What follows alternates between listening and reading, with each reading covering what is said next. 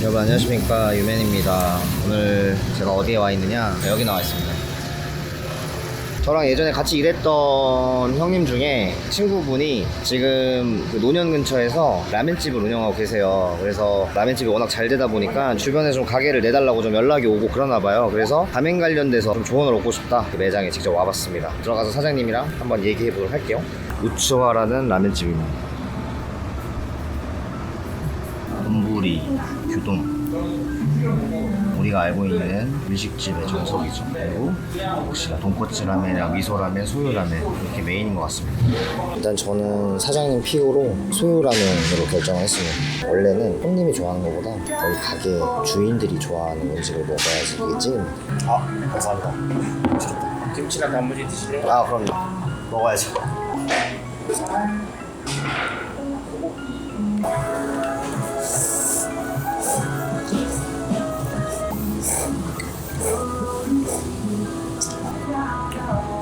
맛있는데, 사장님?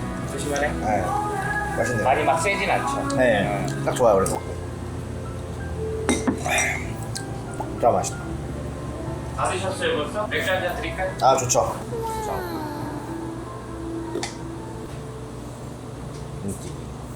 라면 뭐 프랜차이즈를 네. 궁금한 게 많아. 사업을 어떻게 시작했는지 그거부터 이제 간단하게 말씀을 드리면, 제 동생도 유학을 했고 저도 유학을 했는데 가족들이 저희 학비에 거의 인생 몰빵을 하신 분들이에요. 근데 이제 좀 재테크를 잘 하셔가지고 2008년도에 자신있게 미국을 보내주셨는데 저를 가자마자 1년 만에 돌아오라 그랬어요. 돈 없다고. 그때 2008년도에 그 금융위기 리만이 터졌거든요. 그러면서 부모님이 갖고 있는 뭐 부동산, 주식 이런 게 완전 다 박살이 나면서 돌아와라 이제 이렇게 했는데, 어떻게든 학비만 보내주면 내가 나머지는 다 벌겠다 이래가지고, 그때 이제 요식업을 있는 거 없는 거 닥치는 대로 좀 많이 했어가지고 요식업에 대한 인연은 그렇게 시작이 됐는데, 주방 쪽에서 일한 적은 없죠. 홀 운영하고 이제 매니저로 이제 여기 관리하고 약간 이런 정도였으니까.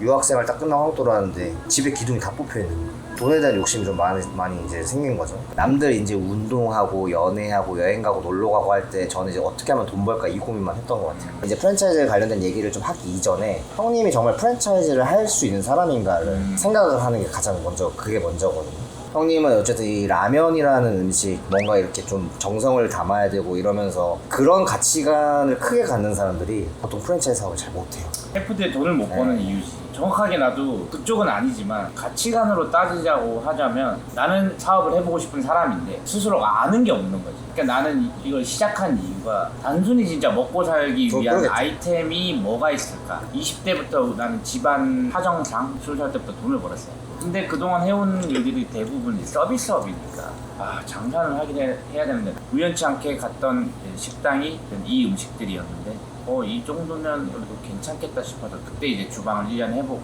주방을 어떻게 꾸려나가는 정도만 배우자 해가지고 배워서, 남동생이 그래도 음식에 감이 좀 있어가지고 너가 이제 이 레시피를 조금 연구해봐라 해가지고 둘이서 이제 하게 된 거야. 근데 하다 보니까 내 예상과 벗어난 매출이 나왔어. 잘 되네? 가다가 2호점 제안이 와서 2호점 하고 3호점 했는데 코로나 때문에 딱 말아먹고, 일단 자신감이 이제 확 떨어지고 안 되겠다, 그냥 일단은 다 그냥 마음 접고 요걸로 쭉 해서 내 자금을 모아서, 나는 이 동네에서 어차피 내 얼굴이 다 팔려 있으니 내가 다른 걸 해도 신뢰가 있을 거다라는 생각을 해서 고민을 하고 있어요. 지금 이 일은 너무 힘드니까 다른 업종을 하자. 음식점이지만 그렇게 하자고 내가 마음을 먹고 가고 있는 상황인데, 인테리어 하는 친구 통해서 가맹점 문의가 온 거예요. 근데 그분이랑 얘기를 하다 보니까 가맹점 문의를 하러 온 사람보다 내가 아는 게 더 없는 거지. 하든 안 하든 내가 알 건 알아야겠다. 어떻게 해야 되는지. 하나 재밌는 거 말씀드리면은, 내가 원하는 사업의 비즈니스 모델은 내가 직접 뛰지 않고 누군가에 의해서, 다른 사람과 시스템에 의해서 알아서 돌아가고, 나는 약간 참관하는 정도의 형태의 비즈니스 사업 구조가 없을까 고민을 하다가, 가맹 사업이 왠지 조금 그런 쪽에서 잘 되면 할 수 있겠다라는 생각을 좀 한 거예요. 처음에는 가맹까지는 생각한 건 아니고 매장 하나 차려서 내 브랜드를 해서 오토 매장을 돌려야겠다 이 생각을 한 거죠, 처음에는. 근데 요식업 경험도 끽해봤자 알바 다 하고 주방도 안 들어가 봤는데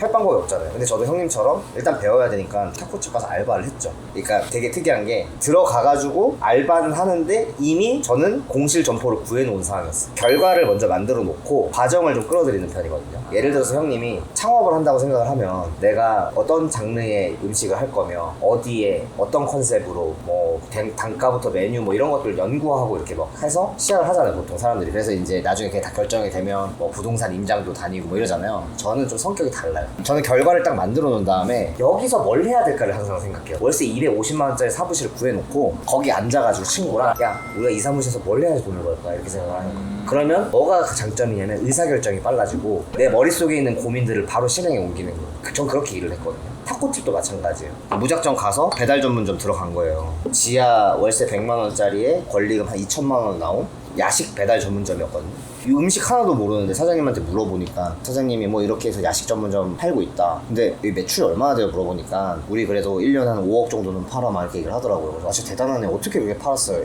물어보니까 그 성능 야식 전문점이 메뉴가 100가지가 넘었어요. 한식, 쫄면, 탕수육, 짜장면, 짬 뭐 다 있어요. 그러면 사장님 이 음식은 누가 시켜 먹나요? 내가 물어보니까 사장님이 이거는 1급 비밀인데 얘기해 줄게요 이렇게 얘기를 하더니 역삼이랑 선릉이 약간 좀 그런 밤에 일하는 유흥 쪽에 이제 성지인데 예를 들어서 노래방 갔는데 음식을 시킨다 그러면 그 음식이 배달을 한 다음에 플레이팅만 해서 나가는 거더라고요. 그게 저한테는 되게 쇼킹했어요. 주방은 1평도 안 돼요. 거기 보니까 탕수육 거기서 15,000원에 사오면은 거기 5만 원에 파는 거예요. 그렇게 돈을 벌더라고요. 그래가지고 사장님한테 그때 꽂혀가지고 사장님 이 가게 지금 2,000이라고요? 저 이 가게 권리금 1,200만 원 해주시면 다음날 바로 계약하겠다. 그 가게가 8개월 동안 안 나간 가게예요. 코로나 때. 그 2,000에 누가 인수를 해요? 지하 19평짜리를. 나는 아무것도 모르니까 그냥 가가지고 그 얘기 듣고 꽂혀가지고 이거 내가 무조건 인수해서 나 대박 나야겠다 이 생각이 드니까 그 다음날에 바로 1,200 주고 이제 인수를 했거든. 그래서 가게 딱 그 지하 주방에 앉아가지고 천장 보면서 이거 뭘 팔아야 되지? 막 이렇게 된 거예요. 뭘 팔까? 이러면서 배달 앱을 딱 열어봤죠. 배달 앱을 딱 열어보고 그래 우리 엄마 치킨 잘 튀기니까 엄마 믿고 치킨 한번 팔아볼까. 치킨집을 검색했더니 치킨집이 3,000개가 뜨더라고 강남에. 약간 그러니까 그런 것도 섞여 있었어요. 그냥 우리가 알고 있는 그 유명 치킨 브랜드들 있잖아요. 그런 브랜드들 말고 그냥 치킨을 파는 데들도 다 치킨 머시기 해가지고 배달을 팔더라고. 내가 개인 브랜드를 만들어가지고 이 3,000개를 뚫을 수가 있느냐. 절대 못할 것 같은 거죠. 그래서 이건 아니겠다. 그러면은 내가 미국에 있을 때 타코 좋아했으니까 타코는 어떨까 하고 타코를 검색했더니 딱 3개가 뜨더라고. 19년도에. 그래서 이거 일단 배워봐야겠다. 근데 너무 다행히도 그때 오픈 레시피여가지고 그거를 저는 매장이 이미 있는 상황에서 가가지고 배워오면 그날 가가지고 이제 연구하고 메뉴 개발하고 이런 식으로 해가지고 이미 매장은 인수해놓은 상태에서 한 2개월 정도를 알바를 한 거예요. 그렇게 해가지고 나름대로 이제 브랜드를 개발을 해가지고 오픈을 딱 했는데 그때 지금 배달 전문점이 지금의 선릉 본점이 된 거고 강남에서 매출 1등인데 한번 보실래요? 리뷰랑 한번 보세요. 이게 지금 그 매장이에요. 10,000개가 넘네. 리뷰가 10,000개가 넘잖아요. 저는 확실하게 그런 건 있었어요. 인사팀에서 일을 하면서 제가 회사에서 이제 직원들 교육을 많이 했었는데 저는 이제 기업 문화 브랜딩에 대한 약간 그런 식의 강의를 많이 하다 보니까 제일 중요한 게 배달 전문점으로 내가 할 수 있는 게 뭐가 있을까 고민을 많이 했는데 처음에는 스토리텔링이 무조건 있어야 되고 두 번째는 이 스토리텔링이 되는 브랜드를 어떤 식으로 우리가 이미지 컨셉을 잡을 수 있을까 되게 고민을 많이 했어요. 근데 결국은 배달 전문점이다 보니까 보여줄 수 있는 게 이런 오프라인으로 눈에 보이는 게 아니니까 결국 내 앱에 모든 걸 쏟아 부어야겠다. 앱 안에서 비춰지는 게 제일 중요하다 보니까 이름도 베어스 타코라는 약간 곰을 상징화해가지고 이렇게 그냥 사람들이 누구나 이제 친숙하게 알 수 있는 상징을 준 거고 이 곰이 사실은 이제 모티브가 뭐냐면 캘리포니아 상징이 곰이에요. 캘리포니아 타코라고 해가지고 이게 그래서 베어스 타코로 한 거예요. 그러니까 이런 것들을 저는 2달 동안 알바하면서 이거를 브랜드를 만들 때 이거에만 거의 한 달을 쏟았어요. 어떻게 해서 이 브랜드를 탄생시켰는지에 대한 그 스토리, 그 다음에 이 베어스가 뭔지, 이게 상징하는 게 뭔지에 대한 그런 거. 음식점의 가장 필수적인 기본 요소라고 생각을 해서 네이밍이나 이거에 거의 한 달을 쏟았고 결국은 이제 스토리 컨셉은 이거예요. 내가 유학 시절에 타코를 정말 많이 먹으면서 이 유학 생활을 버티고 한국에 와보니까 워낙 타코 매니아니까 전국에 있는 타코들 돌아다니면서 다 먹어봤는데 실제로 내가 미국에서 먹었던 맛이 나는 타코집이 없더라. 그래서 내가 차렸다. 이 컨셉으로 그냥 밀어붙인 거예요. 그게 먹힌 거죠 그때 당시. 하루 매출이 배달로만 600만 원. 혼자 할 수가 없어요. 갑자기 부모님 전화하고 아빠 도와줘 엄마 도와줘 해가지고 온 가족이 충동해서 만들고. 그래서 이제 그때 진짜 약간 꿈꾸는 것 같았고 제가 스토리를 좀 얘기하는 이유가 형님이 이거를 프랜차이즈로 실제로 했을 때 겪을 수 있는 내용들이라 가지고 이제 얘기하는 거예요. 이게 이제 어떻게 보면 오픈의 동기가 된 거고 제가 이 얘기는 먼저 하고 갈게요. 저는 진짜 이게 운이 되게 좋았다고 생각을 하는 게 멕시칸 푸드가 아까 전에 3개밖에 없었어요. 오픈을 했다고 했잖아요. 알고 보니까 멕시칸 푸드가 3개가 아니더라고요. 저는 영업하는 매장들만 본 거고 이 콤팩트한 이 강남 시장에 멕시칸 푸드가 3개일 리가 없잖아요. 그치. 말이 안 되잖아요. 아무리 그래도 이게 19년도인데 뭐 09년도도 아니고. 이 타코는 용기를 잡기가 되게 어려워요. 왜냐면 타코라는 음식이 또띠아에 올려놓는 음식이잖아요. 흔들림에 약하다 보니까 배달이라는 거를 생각을 일단 사람들이 잘 못하는데 당시에 이제 강남에 있는 타코 매장들이 배달을 했는데 하기는 했지만 이 사람들이 타코를 위한 배달 전문점은 없는 거예요. 그러니까 이게 핵심인데 무슨 말이냐면은 제가 배달 전문점을 시작했잖아요. 근데 그때 당시만 해도 배달 전문점들이 정말 많았단 말이에요. 코로나 때 배달 전문점의 호황기였어요. 영업 제한 시간 걸렸던 거 기억나시죠? 9시 기억나시죠? 저도 그때 몰랐어요. 6시에 저는 이제 타코집을 오픈을 했는데 6시부터 9시까지 배달이 한 개도 안 들어와요. 그래서 이게 뭐냐면 9시 되면 영업 제한 걸리니까 강남에 있는 멕시칸 푸드 되게 맛있는 전문점들 있죠. 걔네들은 오프라인 매장 기반이잖아요. 배달 병행은 했지만 9시 되면은 얘들아 셔터 내리자, 지금부터 배달 시작하자, 이런 매장이 누가 있겠어요. 그치. 그냥 다 퇴근시키지. 이 콤팩트한 이 강남 땅덩어리에 9시에 있는 멕시칸 푸드가 우리밖에 없네. 딴 데 다 닫았으니까 사람들이 어쩔 수 없이 그냥 우리 걸 시켰는데 괜찮은 거야. 그러면서 이게 이렇게 시작이 된 거예요. 배달 앱은 빈익빈 부익부가 되게 심해요. 이 말이 뭐냐, 배달 매출의 상위 20%랑 하위 80%랑 매출이 똑같아요. 자, 이게 의미하는 게 뭐냐, 사람들은 잘 되는 매장들 것만 찾더라. 근데 그게 오프라인이 잘 되는 게 아니라 배달로 잘 되는 거. 결국은 사람들은 필터를 쓰고 주문 많은 순으로 검색을 해서 주문을 하더라. 특히나 멕시칸 푸드는 기준이 조금 명확하지 않아요. 예를 들어 떡볶이, 피자, 자기가 좋아하는 브랜드가 그래도 있어요. 난 교촌 좋아해, 난 BBQ 별로던데, 이런 게 있잖아요. 나 어느 타코 좋더라, 이게 없는 거예요. 그럼 결국 뭐냐, 야 사람들 어디 많이 먹냐, 필터, 주문 많은 검색수. 최근에는 저희가 이제 광고 이런 걸 많이 안 해서 조금 내려가긴 했지만 코로나 때부터 지금까지 한 4년 동안을 주문 많은 수 1등을 한 거예요, 이 강남에서. 그러니까 리뷰가 10,000개가 넘는 거예요. 리뷰 10,000개, 우리가 강남에서 최초로 넘은 거예요. 이게 알고서 한 건 아니잖아요. 그때는 으스대는 게 있고 꺼드럭거림이 있죠, 제가. 근데 그게 아니라 코로나가 만들어진 정책이 이게 지금의 베어스타코 이렇게 만드는 거예요. 제가 그래도 나름 요식업이 진입장벽이 낮은데, 진입장벽이 낮다는 거는 누구나 돈 있으면 할 수 있는 사업이잖아요. 이거를 조금 더 전문성 있고 체계적으로 좀 하고 싶은 약간 그런 좀 방향이 좀 있죠, 저는. 내가 제일 궁금한 거는 스타트하는 법을 모르겠는 거지. 형님이 만약에 처음에 프랜차이즈를 한다고 시작을 했을 때는 물류 업체부터 선정을 해야 되는데, 형님이 갖고 있는 이 레시피로 개발되어서 만들어진 소스가 아니라 기성품으로 이미 만들어져 있는 소스를 공급할 수 있는 업체를 찾아야 돼요. 형님의 소스를 한번 만들 때 전기가 들어갈 거고, 거기에 붙는 사람들에 대한 인건비가 들어갈 거고, 그거를 만들기 위해서 이 공장 설비에 대한 그런 것들도 좀 바꿔야 되고, 그러니까 얘네들이 정확하게 비용을 따져요. 최소 몇 킬로그램 이상은 한 번 생산할 때마다 발주를 넣어줘야지 우리는 그 일을 할 수가 있어. 그거에 대한 최소 발주 수량을 우리는 MOQ라고 불러요. 처음에 프랜차이즈를 할 때 가장 어려운 게 MOQ예요. 이 MOQ를 못 맞추기 때문에 프랜차이즈 사업을 못 하는 거예요. 물류 업체들은 음식에 대한 소스에 대해서 개발하고 연구하고 생산하는 업체들을 수십 개 업체들을 갖고 있어요. 형님이 이거 딱 보내주잖아요? 그러면은 성분 검사하고 먹어보면서 계속 여기에 근사치를 맞춰요. 그러고 나서 갖고 있는 레시피를 기반으로 해가지고 소스를 만든 다음에 그래 형님한테 줘요. 형이 먹어보면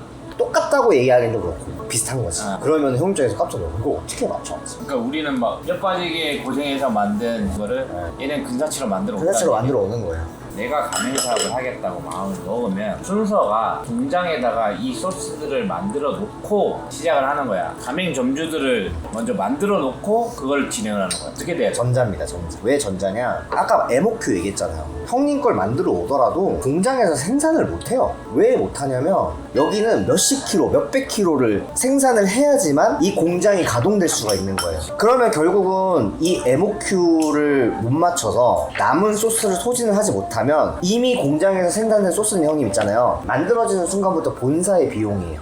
그리고 그 공장에 대한 적재해놓을 데가 없잖아요. 그러면 결국은 형님이랑 계약한 물류센터에 가 있을 거란 말이에요. 적혀있는 소비기간 안에 소진을 해야 되잖아요. 그런 거 못하면 전화가 와요. 형님한테 전화가 오는 거예요. 그 물류창고에서 지금 한 400kg 정도가 남았는데 이거 지금 유통기한이 한 달이 남았는데 이거 소진하실 수 있으세요? 아, 저 못할 것 같은데. 그러면 그럼 죄송하지만 이거는 어떻게 폐기 처리할까요? 아니면 보내드릴까요? 이렇게 얘기를 해요. 그럼 우리 같은 입장에서 어떻게 하겠어요? 일단 보내주세요 할 거 아니에요. 그러면은 400kg 남은 거를 형님의 가게로 다 보내는 거예요. 그거를 저는 경험을 좀 많이 했습니다. 가족, 친구, 친지들 야 너 타코 좋아하냐? 집에서 만들어 먹어 이러면서 제가 진짜 타코 소스를 얼마나 많이 뿌렸는지 몰라요.